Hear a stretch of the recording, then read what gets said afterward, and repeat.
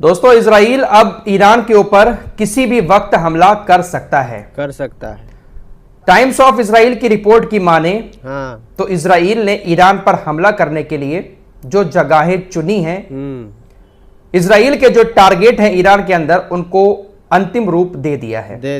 बाकायदा लिस्ट जारी कर दी गई है कि ईरान में इन जगहों पर इजराइल की तरफ से हमले किए जाएंगे। आईडीएफ ने इस लिस्ट को तैयार किया है और आईडीएफ ने इस लिस्ट को नेतन्याहू और इजराइल डिफेंस मिनिस्टर योब गैलेंट को सौंप दिया है। टाइम्स ऑफ इजराइल की रिपोर्ट के मुताबिक इस लिस्ट में ईरान के टारगेट हैं कि कहां कहां पर हमले होंगे। साथ ही साथ इस पूरी लिस्ट में यह बातें भी लिखी गई हैं कि जो आसपास के देश हैं, जिनके जरिए ही हम ईरान तक पहुंच सकते हैं, उनसे बातचीत जो की गई है वो भी इस लिस्ट में शामिल की गई है कि किस तरीके से हम ईरान तक पहुंच सकते हैं। यानी इजराइल ईरान के ऊपर जो हमला करेगा वो अरब देशों की मदद से ही करेगा। बाकायदा इस लिस्ट में ये बातें लिखी गई हैं। इजराइल ने अभी तक हमला इसीलिए नहीं किया है क्योंकि अमेरिका और इजराइल इन देशों को मनाने में लगे हुए थे, बातचीत कर रहे थे। और अब लिस्ट सौंपी गई है कि देखिए हम ईरान की इन जगहों पर हमला करेंगे और यह हमला आपके देश में किस एरिया से होकर होगा।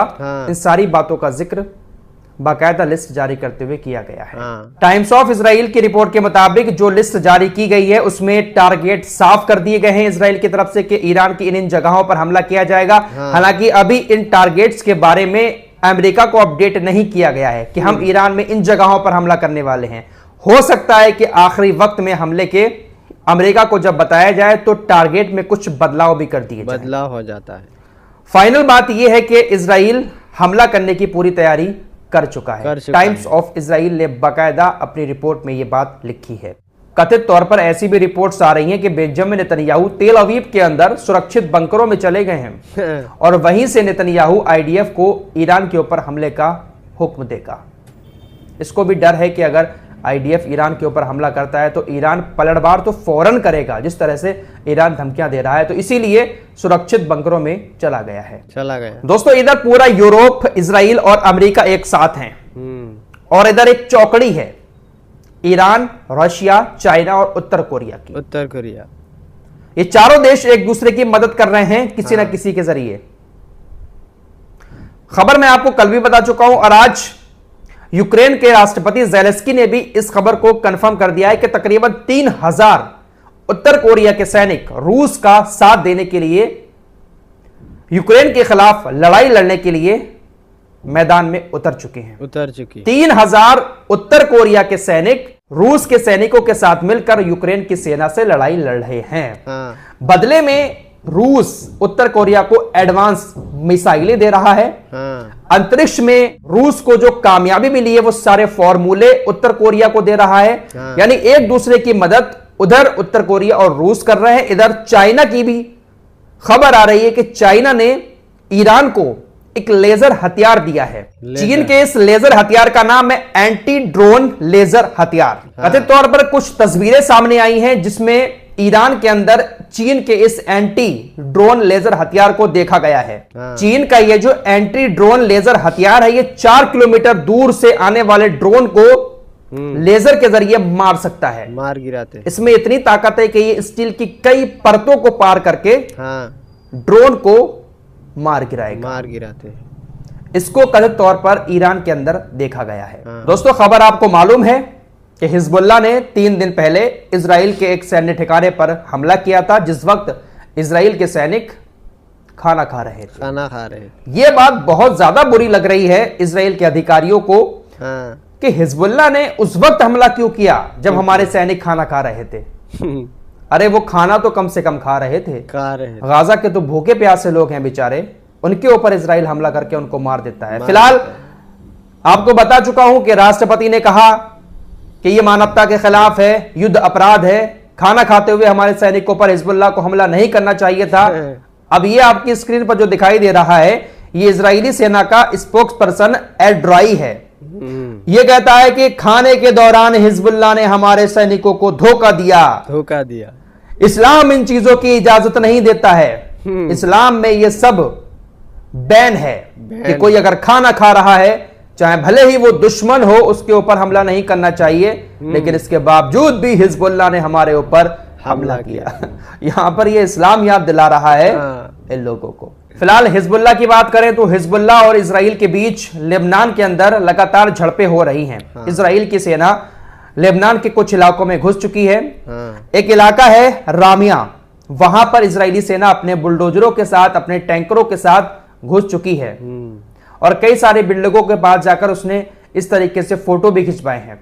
फिलहाल जब रामिया के अंदर इजरायली सेना पहुंची तो हिजबुल्लाह के मुताबिक उन्होंने 3 इजरायली सेना के बुलडोजरों को निशाना बनाया और उनको पूरी तरीके से तहस नहस कर दिया।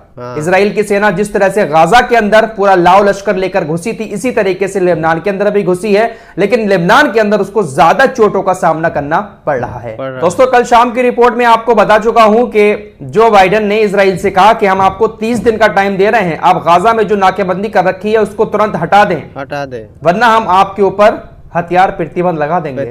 30 दिन का टाइम दिया है।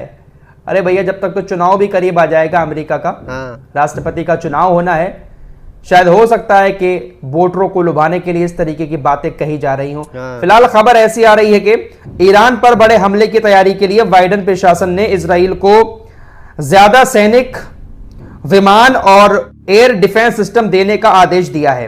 8 C-17 मालवाहक विमान, बहुत सारे उपकरण और गोला बारूद लेकर इजराइल पहुंच रहे हैं। बाइडेन ने यूएस सेंट्रल कमांड को भी आईडीएफ के साथ हमले का समन्वय करने का आदेश दिया है, यानी आईडीएफ के साथ यूएस सेंट्रल कमांड भी एक साथ मिलकर काम करेगा। तो इन लोगों की कथनी और करनी में बहुत फर्क है। उधर खबर आ रही है कि ईरान के खुजेस्तान प्रांत में एक तेल रिफाइनरी में आग लग गई है और आग बड़ी खतरनाक लगी है, जिससे ईरान को बहुत बड़ा नुकसान भी हो रहा है। कहा जा रहा है कि यह आग टेक्निकल इशू की वजह से लगी है।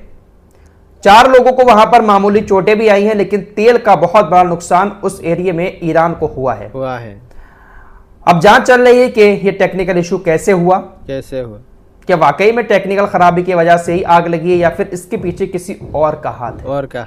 जांच चल रही है। दोस्तों, ईरान भी अब इजरायली मोसाद की तरह कुछ काम करना शुरू कर चुका है। जिस तरीके से इजराइल का मोसाद एजेंट हायर करके लोगों को मरवाता है, इसी तरीके से अब ईरान भी इजरायली यहूदियों को ही हायर कर रहा है। 2 दिन पहले आपको खबर बताई थी कि 2 इजरायली यहूदियों को इजराइल की पुलिस ने गिरफ्तार किया, जिनको ईरान ने कुछ लोगों को मारने के लिए उनको हायर किया था, पैसे देकर। आज भी इजरायली सुरक्षा बलों ने एक शख्स को गिरफ्तार किया है जो इजराइल का ही था। ईरान ने इजराइल के नागरिक को इजराइल के अंदर एक सीनियर अधिकारी की हत्या करने के लिए $1 लाख का ऑफर दिया है। इजरायली सुरक्षा बलों ने उसको गिरफ्तार करने के बाद इस बात की जानकारी दी है। तो अब ईरान भी इस तरीके से पैसे का लालच देकर इजराइल के लोगों को ही हायर कर रहा है। दोस्तों, इस वक्त हिजबुल्लाह को लीड कर रहे हैं शेख नईम कासिम। शेख नईम कासिम ने भी एक बड़ा भयंकर बयान दिया है। कहते हैं कि दुश्मन ने हमारी मिसाइल क्षमताओं पर हमला करने की कोशिश की, लेकिन वे नाकाम रहे। दुश्मन दिवालिया हो गया है और उसकी महान योग्यताएं उसके किसी काम नहीं आई। इसलिए उन्होंने यूनिफिल बलों और लेबनानी सेना के सैनिकों को मारना शुरू कर दिया। मैं तुम्हें खुशखबरी देता हूं कि हम ही हैं जो दुश्मन की बागडोर अपने हाथ में लेंगे और उसे उसकी जगह पर वापस बिठा देंगे। क्योंकि इजराइलियों ने पूरे लेबनान को निशाना बनाया, इसलिए हमें भी ज़ायोनी शासन के किसी भी बिंदु को निशाना बनाने का अधिकार है। हम जो भी बिंदु सही समझेंगे उसे चुनेंगे। यानी कहीं पर भी हिजबुल्लाह हमले करेगा, ऐसा कहना है शेख नईम कासिम का। फिलहाल अब तक के यही अपडेट हैं। दोस्तों, हमारे रिपोर्ट को देखने के लिए बहुत बहुत शुक्रिया। चैनल पर नया है तो जरूर सब्सक्राइब कीजिए। मिलते हैं कुछ अगली खबरों के साथ, तब तक के लिए अपना ख्याल रखिए। धन्यवाद।